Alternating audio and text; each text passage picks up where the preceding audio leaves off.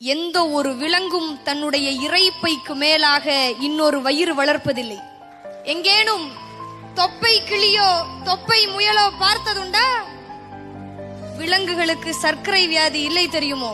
இன்னொன்று, பறவைகளுக்கு வேர்ப்பதில்லை. எந்த பறவையும் கூடு கட்டி வாடகைக்கு விடுவதில்லை. எந்த விலங்கும் தேவையற்ற நிலம் திருடுவதில்லை. கவனி மனிதனே, கூட்டு வாழ்க்கை இன்னும் குலையாதிருப்பது காட்டுக்குள் மட்டும்தான். கர்ப்ப வாசனை கண்டால் பறவைகள், அதாவது காளை பசுவை சேர்வதில்லை. ஒருவனுக்கு ஒருத்தி என்பது உனக்கு வார்த்தை, ஆனால் புறாவுக்கு வாழ்க்கை. பூகம்பம் வருது எனில் அலை பாயும் விலங்குகள், அடிவயிற்றில் சிறகடிக்கும் பறவைகள்.